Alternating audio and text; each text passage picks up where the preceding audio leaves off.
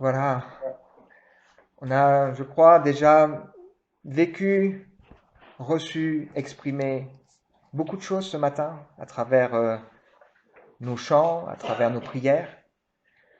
Dans ce temps particulier que nous avons décidé de consacrer au Seigneur pour nous souvenir de ses bienfaits, nombreux, lui témoigner notre reconnaissance. Le bénir, c'est-à-dire dire que combien il est bon, lui dire aussi notre désir de le suivre et notre soif d'être rempli de sa vie, du Saint-Esprit. Nous confier en lui, abrite-moi Seigneur, dans ses promesses, mais aussi écouter ses mises en garde, lui demander de toucher notre vie, de nous aider à le connaître encore davantage tel qu'il est vraiment. Comme une rencontre personnelle, Jésus qui vient sur notre route. Alors, la semaine dernière, on a terminé notre partage, notre réflexion autour du dernier repas que Jésus a partagé avec ses disciples, un texte riche qui couvre quand même 5 chapitres de l'évangile de Jean, et plus précisément, on s'est arrêté la dernière fois sur cette prière particulière que Jésus nous laisse dans Jean 17, qui nous concerne, parce que Jésus n'a pas seulement prié pour ses disciples ou pour remercier Dieu ou pour exprimer à Dieu ce qu'il croyait, mais il a aussi prié pour ceux qui croiraient en lui, qu'on soit gardé du mal, qu'on soit rempli de joie, qu'on soit unis, qu'on puisse poursuivre la mission qu'il nous a laissée, qu'on soit pleinement associé à toute sa gloire. Alors, bien sûr, je me suis dit, qu'est-ce qu'on peut aborder maintenant? Et en fait, en réfléchissant, me mettant devant le Seigneur, je me suis dit, c'est intéressant quand même de considérer ce qui suit immédiatement ce temps précieux dans la chambre haute. Jésus et ses disciples ont quitté cette chambre, ils sont descendus d'une certaine manière pour aller vers le mont des Oliviers et entrer dans ce qu'on appelle le jardin de Gethsémané, qui signifie pressoir à huile, avant de redescendre à nouveau pour être liés, arrêtés, pour remonter à nouveau sur le mont Golgotha.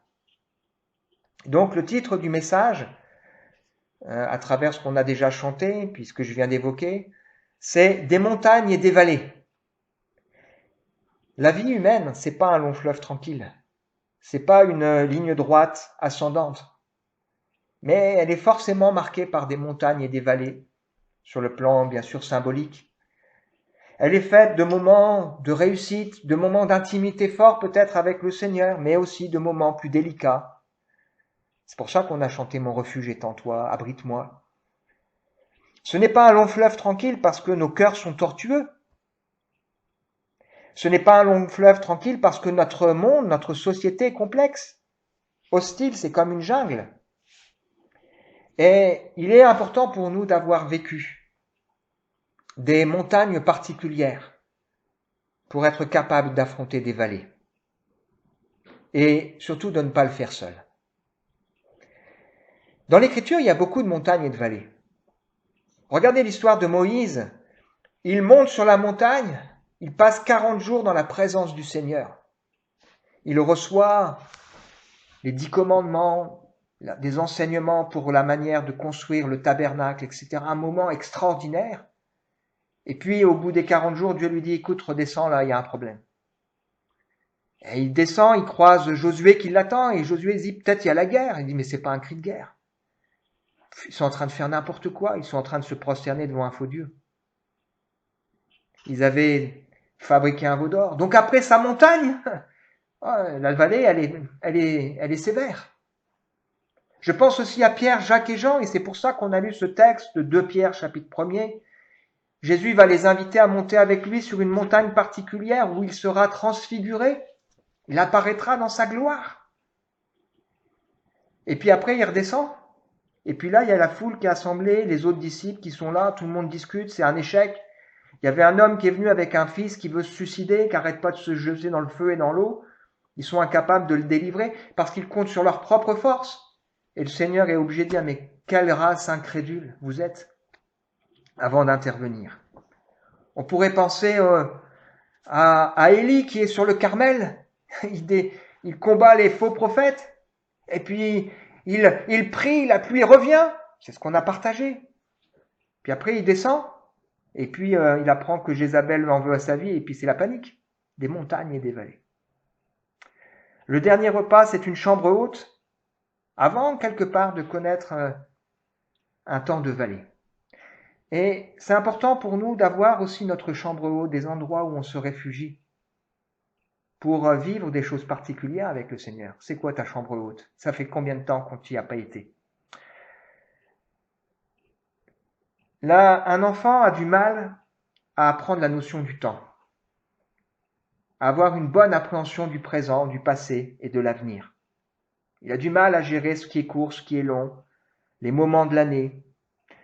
Mais en tant qu'adulte, on a aussi du mal à gérer parfois les saisons de nos vies. On dit qu'il faut que les gens ils apprennent dans quelle saison ils sont. Et il faut apprendre ces temps particuliers qui sont les nôtres. Je propose donc de lire dans l'évangile de Marc, je vais prendre le texte, je vais vous le projeter, au chapitre 14, ce qui suit, ce moment dans cette chambre haute, Jésus qui va donc avec ses disciples, Marc chapitre 14, je vais vous le partager à l'écran, versets 26 à 31. On tirera de ce passage 4 points particuliers pour notre réflexion. Après avoir chanté les cantiques, ils, c'est-à-dire Jésus et ses disciples, se rendirent à la montagne des Oliviers. Jésus leur dit, « Vous serez tous scandalisés, car il est écrit, « Je frapperai le berger et les brebis seront dispersées. Mais après que je serai ressuscité, je vous précéderai en Galilée. » Pierre lui dit, « Quand tous seraient scandalisés, je ne serai pas scandalisé. » Et Jésus lui dit, « Je te le dis en vérité, toi aujourd'hui, cette nuit même, avant que le coq chante 2 fois, tu me renieras 3 fois. » Mais Pierre reprit plus fortement, « Quand il me faudrait mourir avec toi, je ne te renierai pas. » Et tous dirent la même chose. J'ai fait une petite erreur dans mon texte là. Donc j'arrête le partage. Donc avant de considérer avec vous 4 leçons particulières, 4 choses sur lesquelles s'arrêter, juste une remarque au préalable. Il est question ici de chanter des cantiques, et c'est vraiment très intéressant. On se rappelle que Pâques, que les disciples sont en train de vivre avec Jésus, n'est pas seulement une fête chrétienne, c'est avant tout une fête juive. Et dans leur célébration de Pâques, ils avaient l'habitude de chanter 2 psaumes au début du repas, le psaume 113 et le psaume 114, et puis à la fin du repas d'en chanter 4, les psaumes 115 à 118. Et vraiment, je vous invite à les relire en pensant à cela. Je cite juste quelques passages et vous allez voir comme c'est éloquent. Le psaume 115, « Non pas à nous, Éternel, non pas à nous, mais à ton nom donne gloire, à cause de ta bonté, à cause de ta fidélité. Pourquoi les nations diraient-elles, où donc est leur Dieu? Notre Dieu est au ciel. Il fait tout ce qu'il veut. » On a dit ça à Jésus, « Où est ton Dieu ?» Le psaume 116, « J'aime l'Éternel, il entend ma voix, mes supplications, il a penché son oreille vers moi, je l'invoquerai toute ma vie. Les liens de la mort m'avaient environné, les angoisses du séjour des morts m'avaient saisi. J'étais en proie à la détresse et à la douleur, mais j'invoquais le nom de l'Éternel. Éternel, sauve mon âme. Oh, elle a du prix aux yeux de l'Éternel, la mort de ceux qu'il aime. Le psaume 117, le plus petit psaume de la Bible. Louez l'Éternel, vous toutes les nations. Célébrez-le, vous tous les peuples. Ils annoncent là que le salut, c'est la porte qui est ouverte à tous les peuples. Le psaume 118. L'Éternel est pour moi, je ne craindrai rien que peuvent me faire les hommes. L'Éternel est mon secours, je peux regarder en face tous ceux qui me haïssent. Toutes les nations m'environnent. Je ne mourrai pas, je vivrai. Je raconterai les œuvres de l'Éternel. L'Éternel m'a racheté, il ne m'a pas livré à la mort. La pierre qu'ont rejetée ceux qui bâtissaient est devenue la principale de l'angle. C'est de l'Éternel que cela est venu et c'est un prodige à nos yeux. C'est ici la journée que l'Éternel a faite. Qu'elle soit pour tous un sujet de joie et d'allégresse. Ô Éternel, accorde le salut. Béni soit celui qui vient au nom du Seigneur. Attachez la victime avec des liens, amenez-la jusqu'aux cornes de l'autel. Louez l'Éternel car il est bon, car sa bonté, sa miséricorde durera toujours. Waouh, ça fait réfléchir, hein? Ce texte qui nous dit, c'est ici la journée que l'Éternel a faite. On peut le prendre pour chacune de nos jours, mais un jour particulier dans l'histoire du monde. C'est ce jour où Jésus a chanté avec ses disciples ce cantique, ce jour où il a été arrêté, le jour où il a offert sa vie sur la croix. Le message qu'on partage là est en lien direct avec ce qu'on a vu la semaine dernière. On s'est rappelé que nous avons un Dieu infiniment juste, extraordinairement bon et tout-puissant. On a réfléchi ensemble sur cette idée que l'âme qui pêche, c'est celle qui mourra et que le salaire du péché, c'est la mort. La sainteté de Dieu est telle que Dieu est juste de nous faire mourir dès le premier péché. Mais sa miséricorde est telle qu'il nous tient et qu'il use de patience, espérant que l'homme se repente et se tourne vers lui. Le péché, dans nos cœurs, dans nos vies, c'est un cri immense qui défie la sainteté de Dieu. Ta loi, je n'en veux pas, je ne veux pas que tu règnes sur moi. Et quelque part, une injustice apparente, c'est le fait que Dieu ne nous punit pas encore selon nos péchés. Qu'est-ce qui pousse Dieu à être aussi patient? C'est sa miséricorde. Et la pire folie serait de croire qu'on peut pécher impunément. Notre problème, c'est que la grâce de Dieu ne nous impressionne plus. Pourquoi un Dieu tout-puissant ne sauve-t-il pas tout le monde? La question vraie serait plutôt, pourquoi Seigneur tu as décidé de me sauver? Le sacrifice de Jésus n'est pas injuste, parce que c'est pas Dieu qui a décidé de sacrifier Jésus seul, c'est Jésus qui a dit « je suis volontaire pour offrir ma vie ». Et le scandale de la croix, c'est une réalité, une folie. 4 réflexions au travers de ce texte. La première, Jésus cite à ses disciples un texte de Zacharie. « Je frapperai le berger, et les brebis seront dispersées. » Jésus qui meurt sur la croix, ce n'est pas seulement Jésus qui accepte de mourir pour nos péchés. Ce n'est pas seulement la foule qui condamne celui qui pourtant l'a béni, défendu, nourri, qui ne l'a jamais obligé à le suivre. Ce n'est pas seulement les religieux qui trahissent leurs valeurs, ce pourquoi ils sont religieux, le serment qu'ils ont fait quelque part dans leur cœur. Ce n'est pas non plus seulement l'injustice des autorités qui condamnent un innocent, qu'elles disent il est innocent. Ce n'est pas seulement les disciples qui abandonnent Jésus, mais c'est Dieu qui frappe son propre Fils, son bien-aimé, qui a toute son affection,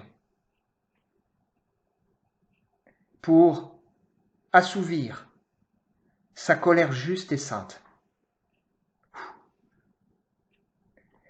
Ésaïe 53, homme de douleur, habitué à la souffrance, semblable à celui dont on détourne le regard.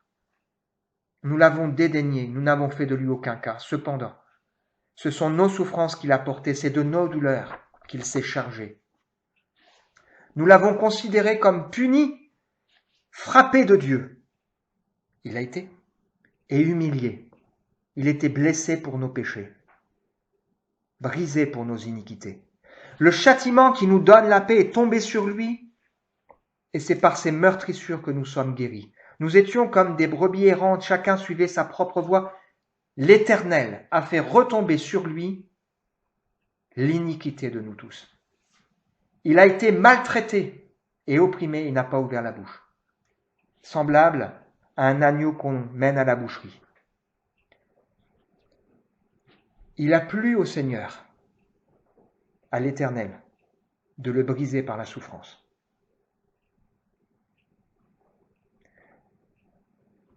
C'était pas sans ça arrache le cri du Père. Il y a un homme qui s'appelle Jonathan Edwards, qui est un théologien américain du XVIIIe siècle, qui a exercé une influence cruciale. Le XVIIIe siècle a été une période de grand réveil aux États-Unis. Il y a eu plusieurs vagues de réveil en 1733, et puis on a eu un deuxième, 7-8 ans plus tard. Et il va prononcer en 41, donc au deuxième réveil, un sermon qui est devenu célèbre.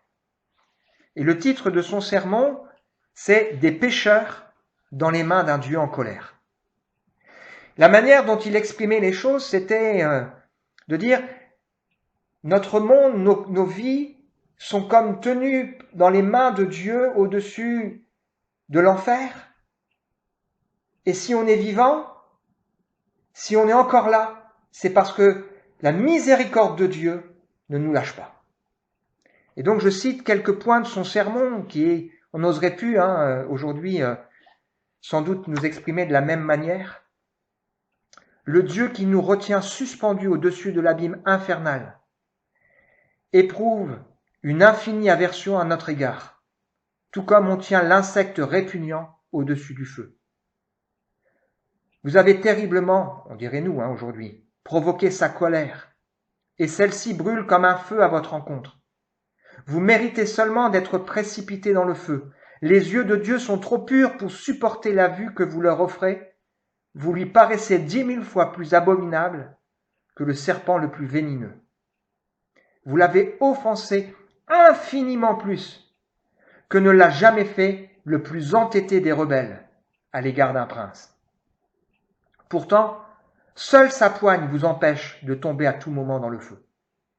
Elle seule vous a gardé de l'enfer toute la nuit.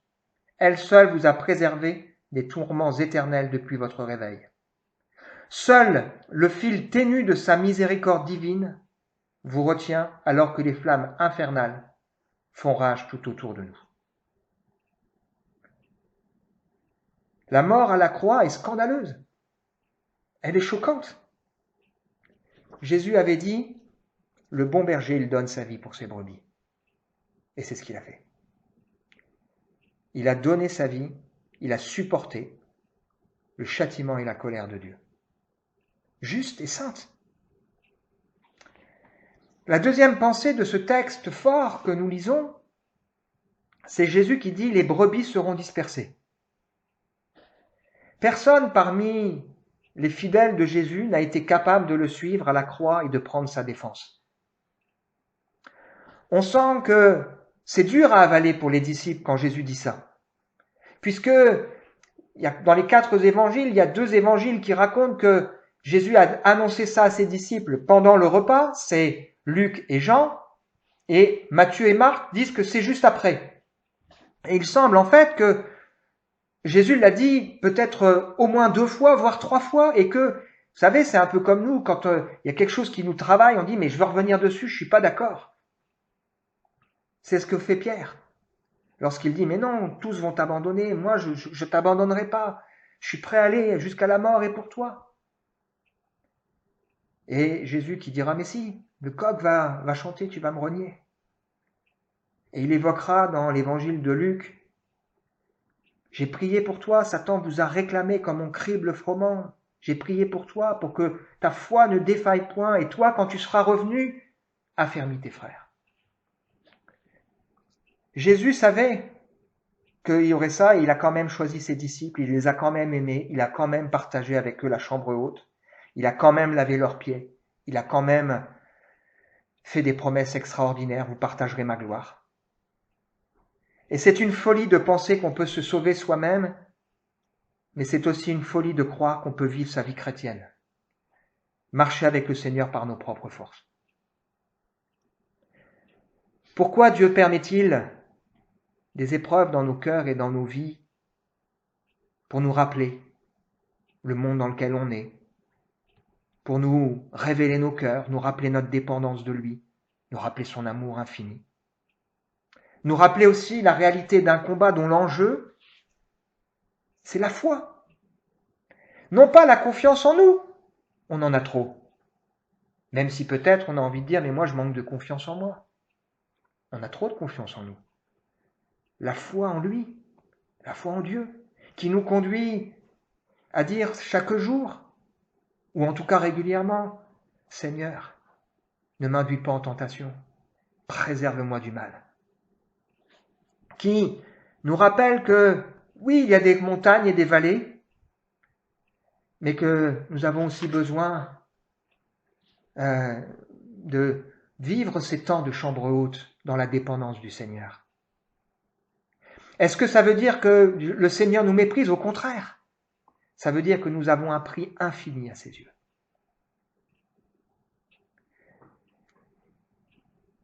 Troisième pensée importante, le Seigneur dit, je frapperai le berger et les brebis seront dispersées, mais je ressusciterai. L'évangile ne s'arrête pas à la croix. Jésus est ressuscité, il a inauguré pour nous une route nouvelle et vivante. Et la croix, c'est une montagne à laquelle le Seigneur nous donne rendez-vous. Elle doit passer dans nos vies. Elle doit passer dans nos affections, elle doit passer dans nos choix. Il n'est pas possible de vivre la résurrection sans passer par la mort. Il n'est pas possible de vivre la vie chrétienne sans connaître à un moment donné la compréhension de la croix, où c'est pas seulement Jésus qui est mort, mais nous sommes morts avec lui. Jésus aujourd'hui est ressuscité. Il intercède pour nous, comme un avocat quand on pêche, comme celui qui nous tient dans sa main et personne ne pourra nous ravir de sa main. Il intercède comme celui qui dit « Je vous ai préparé une place ». Il intercède comme celui qui est tous les jours avec nous jusqu'à la fin du monde et qui a reçu tout pouvoir dans le ciel et sur la terre. Et puis le dernier point, je frapperai le berger, les brebis seront dispersées, mais je serai ressuscité. Je vous précéderai en Galilée. À la résurrection de Jésus, lorsque les femmes se sont rendues au tombeau, les anges leur ont rappelé cette parole. Et plusieurs fois, dans Matthieu, vous pourrez le relire 3 fois, des chapitres 26 au chapitre 28. Et c'est important pour nous, encore ce matin, de nous rappeler que Jésus est celui qui nous précède. C'est-à-dire qu'il a constamment les yeux sur nous, qu'il sait ce que nous vivons. Dans nos vallées, il a déjà prévu le moyen d'en sortir. Mais il a aussi prévu pour nous des œuvres d'avance qu'il veut qu'on pratique. Il est le bon berger frappé pour ses brebis, mais ces brebis, ce sont ceux qui entendent sa voix et qui le suivent. Montre-moi, Seigneur, la voie dans laquelle je dois marcher. Si vous regardez les psaumes de repentance, où le psalmiste, comme David, reconnaît « Seigneur, j'ai péché », ils sont toujours associés à « Montre-moi, Seigneur, la voie dans laquelle je dois marcher ». Et il est important pour nous de dire « Seigneur, montre-moi le chemin sur lequel tu me précèdes. Montre-moi la voie sur laquelle je dois marcher. » Le succès n'est pas la réussite. L'insuccès n'est pas l'échec. Jésus, à vue humaine, il n'a pas réussi. Enfin, il n'a pas eu le succès, mais il a réussi. Il a réussi sa mission. Des montagnes et des vallées. Conclusion, il y a dans notre vie des temps, des saisons particulières. Il est important pour nous de l'apprendre et de nous y préparer. L'enfant a du mal avec cette notion du temps, l'adulte aussi. Paul et Barnabas fortifiaient l'esprit des disciples en leur disant, en les exhortant à persévérer et en leur disant que c'est par beaucoup de tribulations qu'il faut entrer dans le royaume de Dieu. Es-tu monté sur la montagne pour rencontrer Jésus sur la croix? Es-tu monté dans la chambre haute chaque jour? Ou vas-tu décider de prendre ce temps dans cette chambre pour recevoir du Seigneur la force dont tu as besoin? On chantait autrefois, je veux monter sur la montagne. C'est là que l'on rencontre Dieu. Un beau chant. C'est là que sa joie nous inonde et que pour nous s'ouvrent les cieux. Je veux quitter les joies du monde et me tenir tout près de Dieu. Je veux monter sur la montagne. C'est là que l'on rencontre Dieu. Quand je traverse la vallée de l'ombre de la mort, je ne crains aucun mal, car tu es avec moi. Ta houlette et ton bâton me rassurent. Parce qu'avant, il a pu dire, l'Éternel est mon berger. C'est le psaume 23. Quand tu pries, compte les bienfaits de Dieu. Compte sur lui, parce que sans lui, on ne peut rien faire. Je vous propose de prier, et puis on va se laisser le Saint-Esprit aussi nous parler, à travers ce qu'on a partagé. On chantera un chant qui nous invite aussi à la réflexion. Seigneur, je suis saisi personnellement par ce qu'on partage ensemble ce matin. J'avais sans doute pas assez réalisé ce texte qui nous dit « Je frapperai le berger ». Merci de me rappeler, Seigneur, de nous rappeler que tu es celui qui est ressuscité, qui nous précède. Et que oui, les brebis sont dispersées quand elles ne comptent que sur leur propre force. On veut regarder à toi ce matin, Seigneur. On veut compter tes bienfaits, se rappeler et te dire chaque jour, aie pitié de nous, Seigneur, et conduis-nous à ne pas nous habituer à ta grâce et à ta miséricorde. Conduis-nous, Seigneur, sur le terrain des œuvres que tu as prévues toi-même d'avance pour nous, afin que nous y entrons et que nous les pratiquions. Amen.